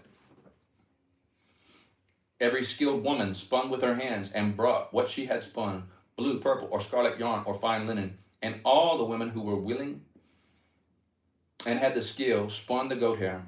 The leaders brought onyx stones and other gems to be mounted on the ephod and breastpiece. They also brought spices and olive oil for the light and for the anointing oil and for the fragrant incense. All the Israelite men and women who were willing brought the Lord free will offerings for all the work the Lord had done through Moses and had commanded him to do. Bezalel and Oholiab. Then Moses said to the Israelites, "See, the Lord has chosen Bezalel, son of Uri, the son of Hur, of the tribe of Judah, and he has filled with him the Spirit of God with wisdom, with understanding, with knowledge, and with all kinds of skills to make artistic designs for work in gold, silver, and bronze, to cut and set stones, to work in wood, and to engage in all kinds of artistic crafts. And he has given both him and Oholiab, son of Ahisamach, of the tribe of Dan, the ability to teach others. He has filled them with skill to do all kinds of work as engravers, designers, embroiderers in blue, purple, and scarlet yarn and fine linen and weaves, and all of them skilled workers and designers. So Bezalel, Oholiab, and every skilled person to whom the Lord has given skill and ability to know how to carry out the work of constructing the sanctuary, are to do the work just as the Lord has commanded." Then Moses summoned Bezalel and Oholiab, and every skilled person to whom the Lord has given ability and who was willing to come and do the work. They received from Moses all the offerings the Israelites had brought to carry out the work of constructing the sanctuary, and the people continued to bring freewill offerings morning after morning.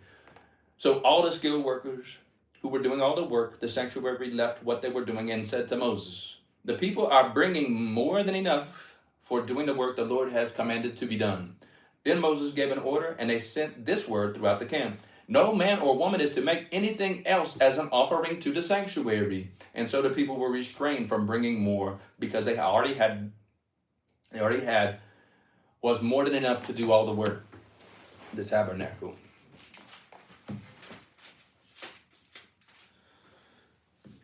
All those who were skilled among the workers had made the tabernacle with 10 curtains of finely twisted linen of blue, purple, and scarlet yarn with cherubim woven into them by expert hands. All the curtains were the same size, 28 cubits long and 4 cubits wide. They joined 5 of the curtains together and did the same with the other 5. Then they made loops of blue material along the edge of the end of curtain in one set, and the same was done with the end curtain in the other set. They also made 50 loops on one curtain and 50 loops on the end curtain of the other set, with the loops opposite each other. Then they made 50 gold clasps and used them to fasten the 2 sets of curtains together so that the tabernacle was a unit. They made curtains of goat hair for the tent over the tabernacle, 11 altogether. All 11 curtains were the same size, 30 cubits long and 4 cubits wide. They joined 5 of the curtains into one set and the other 6 into another set. Then they made 50 loops along the edge of the end of curtain in one set, and also along the edge of the end curtain in the other set. They made 50 bronze clasps to fasten the tent together as a unit. Then they made for the tent a covering of ram skins dyed red, and over that a covering of the other durable leather. Other durable leather, possibly hides of large aquatic animals.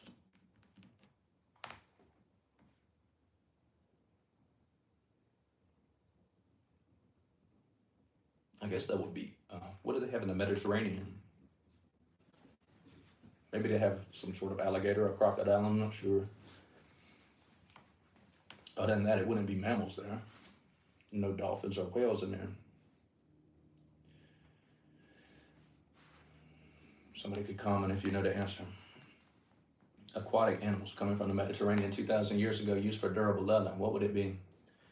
They made upright frames of acacia wood for the tabernacle. Each frame was 10 cubits long and a cubit and a half wide, with two projections set parallel to each other. They made all the frames of the tabernacle in this way. They made 20 frames for the south side of the tabernacle and made 40 silver bases to go under them, 2 bases for each frame, one under each projection. For the other side, the north side of the tabernacle, they made 20 frames and 40 silver bases, 2 under each frame. They made 6 frames for the far end, that is the west end of the tabernacle, and 2 frames were made for the corners of the tabernacle at the far end. At these 2 corners, the frames were double from the bottom all the way to the top and fitted into a single ring. Both were made alike. So there were 8 frames and 16 silver bases, 2 under each frame. They also made crossbars of acacia wood, 5 for the frames on the one side of the tabernacle, 5 for those on the other side, and 5 for the frames on the west at the far end of the tabernacle. They made the center crossbar so that it extended from one end at the middle of the frames. They overlaid the frames with gold and made gold rings to hold the crossbars. They also overlaid the crossbars with gold. They made the curtain of blue, purple, and scarlet yarn and finely twisted linen with cherubim woven into it by a skilled worker. They made 4 posts of acacia wood for it and overlaid them with gold. They made gold hooks and for them and cast their 4 silver bases. For the entrance to the tent, they made a curtain of blue, purple, and scarlet yarn and finely twisted linen, the work of an embroiderer, and they made 5 posts with hooks for them. They overlaid the tops of the posts and their bands with gold and made their 5 bases of bronze. The ark. Bezalel made the ark of acacia wood, 2.5 cubits long, a cubit and a half wide, and a cubit and a half high. He overlaid it with pure gold, both inside and out, and made a gold molding around it. He cast 4 gold rings for it and fastened them to its 4 feet, with 2 rings on the one side and 2 rings on the other side. Then he made poles of acacia wood and overlaid them with gold, and he inserted the poles into the rings on the sides of the ark to carry it. He made the atonement cover of pure gold, 2.5 cubits long and a cubit and a half wide. Then he made 2 cherubim out of hammered gold at the ends of the cover. He made 1 cherub on one end and the second cherub on the other. At the 2 ends, he made them of one piece with silver. At the 2 ends, he made them of one piece with the cover. So the cover and the cherubim was one piece of gold. That's what it looks like. The cherubim had their wings spread upward, overshadowing the cover with them. The cherub, so there's the cover of their wings. So you've seen depictions. The cherubim faced each other, looking toward the cover, the table. They made the table out of acacia wood, 2 cubits long, a cubit wide, and a cubit and a half high. Then they overlaid it with pure gold and made a gold molding around it. They also made around it a rim of hand breadth wide and a gold molding on the rim. They cast 4 gold rings for the table, and they fastened them to the 4 corners where the 4 legs were. The rings were put close to the rim to hold the poles used in carrying the table. The poles for carrying the table were made of acacia wood and were overlaid with gold. And they made from pure gold the articles of the table, its plates, its dishes, its bowls for the pitchers and the pouring out of drinks offerings. The lampstand. They made the lampstand of pure gold. They hammered out its base and shaft and made its flower-like cups, buds, and blossoms of one piece with them. 6 branches extended from the sides of the lampstand, 3 on one side and 3 on the other. 3 cups shaped like almond flowers with buds and blossoms were on one branch, 3 on the next branch, and the same for all 6 branches extending from the lampstand. And on the lampstand were 4 cups shaped like almond flowers with buds and blossoms. 1 bud was under the first pair of branches extending from the lampstand, the second bud under the second pair, and the third bud under the third pair, 6 branches in all. The buds and the branches were all of one piece with the lampstand hammered out of pure gold. They made it 7 lamps, as well as its wick trimmers and trays of pure gold. They made the lampstand and all its accessories from 1 talent of pure gold. And again, a talent is 75 pounds. And they were carved, so they carved this entire thing with 1 piece of gold, 75 pounds. The altar of incense. They made the altar of incense out of acacia wood. It was a square, a cubit long and a cubit wide and 2 cubits high, its horns of one piece with it. They overlaid the top and all the sides of the horns with pure gold and made a gold molding around it. They made 2 gold rings below the molding, 2 on each of the opposite sides to hold the poles used to carry it. They made the poles of acacia wood and overlaid them with gold. They also made the sacred anointing oil and the pure fragrant incense, the work of a perfumer. Altar of burnt offering. They built the altar of burnt offering of acacia wood, 3 cubits high. It was square, 5 cubits long, and 5 cubits high, 5 cubits wide. They made a horn at each of the four corners, so that the horns and the altar were of one piece, and they overlaid the altar with bronze.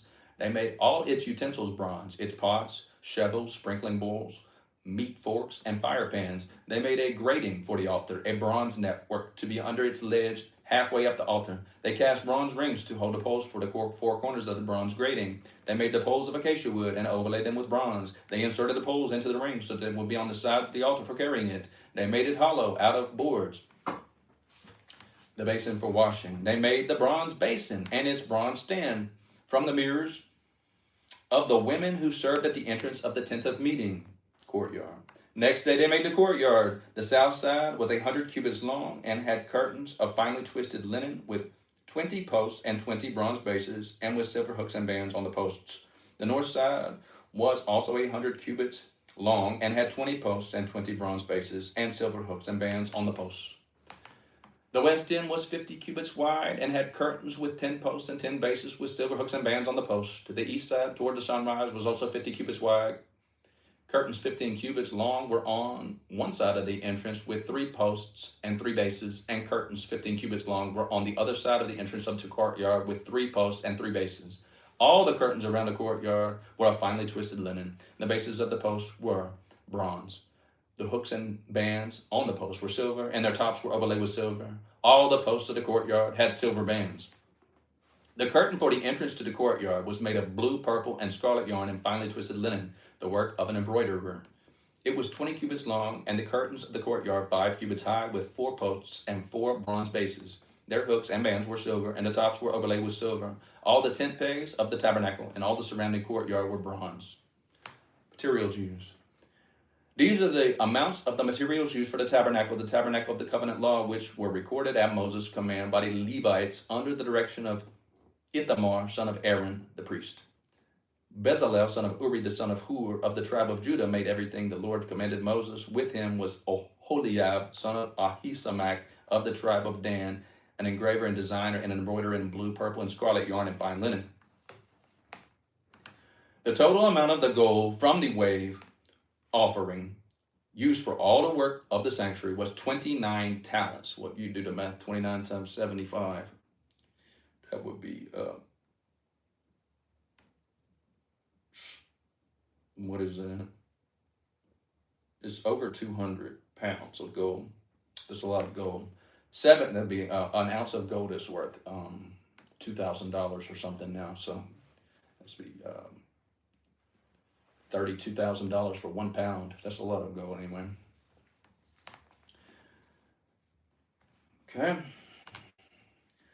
29 talents of gold and 730 shekels according to the sanctuary shekel. The silver obtained from those of the community were counted in the census was 100 talents and 1,775 shekels according to the sanctuary shekel, 1 bekah per person, that is half a shekel according to the sanctuary shekel, from everyone who had crossed over to those counted 20 years or old or more, a total of 603,550 men. The 100 talents of silver were used to cast the bases for the sanctuary and for the curtain, 100 bases from the 100 talents and 1 talent for each base. They used the 1,775 shekels to make the hooks for the post, to overlay the tops of the posts, and to make their bands. The bronze from the wave offering was 70 talents and 2,400 shekels. They used it to make the bases for the entrance to the tent of meeting. The bronze altar with its bronze grating and all its utensils, the bases for the surrounding courtyard and those for its entrance, and all the tent pegs for the tabernacle and those for the surrounding courtyard. The priestly garments. From the blue, purple, and scarlet yarn, they made woven garments for ministering in the sanctuary. They also made sacred garments for Aaron as the Lord commanded Moses. The ephod. They made the ephod of gold and of blue, purple, and scarlet yarn and of finely twisted linen. They hammered out thin sheets of gold and cut strands to be worked into the blue, purple, and scarlet yarn and fine linen, the work of skilled hands. They made shoulder pieces for the ephod, which were attached to 2 of its corners so it could be fastened. Its skillfully woven waistband was like it, of 1 piece of the ephod and made with gold and with blue, purple, and scarlet yarn, and with finely twisted linen, as the Lord commanded Moses. They mounted the onyx stones in gold filigree settings and engraved them like a seal with the names of the sons of Israel. And they fastened them on the shoulder pieces of the ephod as memorial stones for the sons of Israel, as the Lord commanded Moses. The breastpiece. They fashioned the breastpiece, the work of a skilled craftsman. They made it like the ephod of gold and of blue, purple, and scarlet yarn and finely twisted linen. It was square, a span long. A span is 9 inches. Okay. It was square, a span long and a span wide, and folded double. Then they mounted 4 rows of precious stones on it. The first row was carnelian, chrysolite, and beryl. The second row was turquoise, lapis lazuli, and emerald. The third was jacinth, agate, and amethyst. The fourth was topaz, onyx, and jasper. They were mounted in gold filigree settings. There were 12 stones, one for each of the names of the sons of Israel, each engraved like a seal with the name of one tribe, one of the 12 tribes. For the breastpiece, they made braided chains of pure gold like rope. They made 2 gold filigree settings and 2 gold rings, and fastened the rings to the 2 corners of the breastpiece. They fastened the 2 gold chains to the rings at the corners of the breastpiece, and the other ends to the chains to the 2 settings, attaching them to the shoulder pieces of the ephod at the front. They made, so that'd be coming off the front, these 2 gold chains. They made 2 gold rings and attached them to the other 2 corners of the breastpiece on the inside edge to the ephod. Then they made 2 more gold rings and attached them to the bottom of the shoulder pieces on the front of the ephod, close to the seam just above the waistband of the ephod. They tied the rings of the breastpiece to the rings of the ephod with a blue cord, connecting it to the waistband, so the breastpiece would not swing out from the ephod, as the Lord commanded Moses. Other priestly garments. They made the robe of the ephod entirely of blue cloth, the work of a weaver, with an opening in the center of the robe like an opening of a collar, and a band around the opening so that it would not tear. They made pomegranates of blue, purple, and scarlet yarn and finely twisted linen around the hem of the robe. And they made bells of pure gold, attached them around the hem between the pomegranates. The bells and the pomegranates alternated around the hem of the robe to be worn for ministering, as the Lord commanded Moses. For Aaron and his sons, they made tunics of fine linen, the work of a weaver, and the turban of the fine linen, the linen caps, and the undergarments of finely twisted linen. The sash was made of finely twisted linen and blue, purple, and scarlet yarn, the work of an embroiderer, as the Lord commanded Moses. They made the plate, the sacred emblem, out of gold, pure gold, and engraved on it, like an inscription on a holy seal, "Holy to the Lord." Then they fastened a blue cord to it to attach it to the turban, as the Lord commanded Moses. Moses inspects the tabernacle. So all the work on the tabernacle, the tent of the meeting, was completed. The Israelites did everything just as the Lord commanded Moses. Then they brought the tabernacle to Moses, the tent and all its furnishings, its clasps, frames, crossbars, posts, and bases, the covering of ram skins dyed red, and other covering of other durable leather, and the shielding curtain. The Ark of the Covenant law with its poles and the atonement cover, the table with all its articles and the bread of presence, the pure gold lampstand, and its row of lamps and all the accessories, and the olive oil for the light, the gold altar, the anointing oil, the fragrant incense, and the curtain for the entrance to the tent, the bronze altar with all its bronze grating, its poles and all its utensils, the basin with its poles, the basin with its stand, the curtains of the courtyard with its posts and bases, and the curtain for the entrance to the courtyard, the ropes and tent pegs for the courtyard, all the furnishings of the tabernacle, the tent of the meeting, and the woven garments, one for ministering in the sanctuary, both the sacred garments for Aaron and the priest,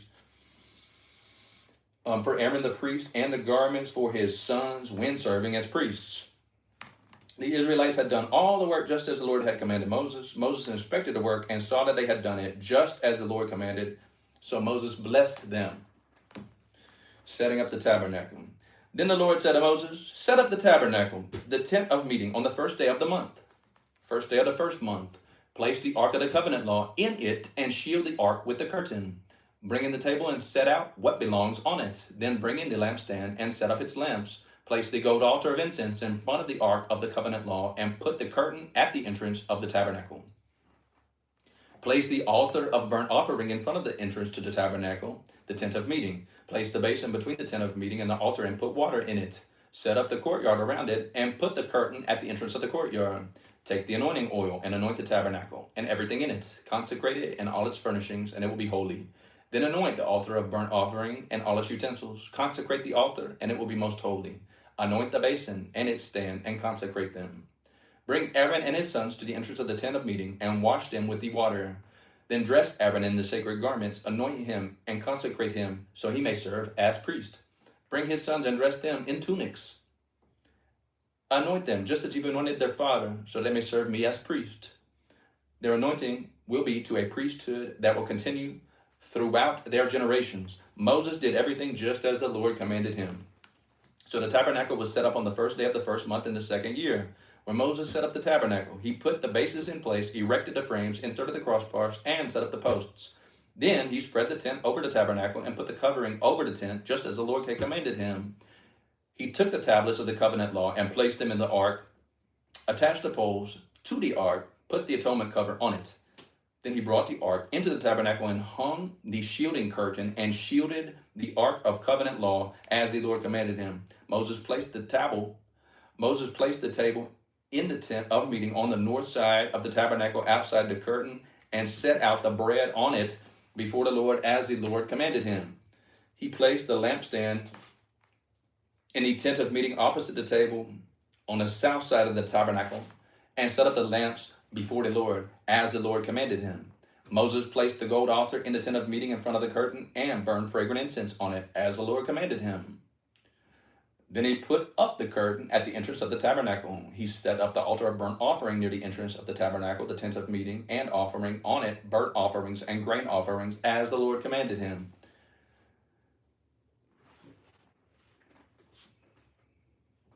He placed the basin water, the tent of meeting, and the altar, and put water in it for washing. And Moses and Aaron and his sons used it to wash their hands and feet. And they washed whenever they entered the tent of meeting and or approached the altar. The Lord commanded Moses. Then Moses set up the courtyard around the tabernacle and altar and put up the curtain at the entrance to the courtyard. And so Moses finished his work. The glory of the Lord. Then the cloud covered the tent of meeting, and the glory of the Lord filled the tabernacle. Moses could not enter the tent of the meeting because the cloud had settled on it, and the glory of the Lord filled the tabernacle. In all the travels of the Israelites, whenever the cloud lifted it from above the tabernacle, they would set out. But if the cloud did not lift, they did not set out until the day it lifted. So the cloud of the Lord was over the tabernacle by day, and fire was in the cloud by night, in the sight of all the Israelites during their travels. It's the end of Exodus, and I will start Leviticus. We'll start Leviticus at 12:30.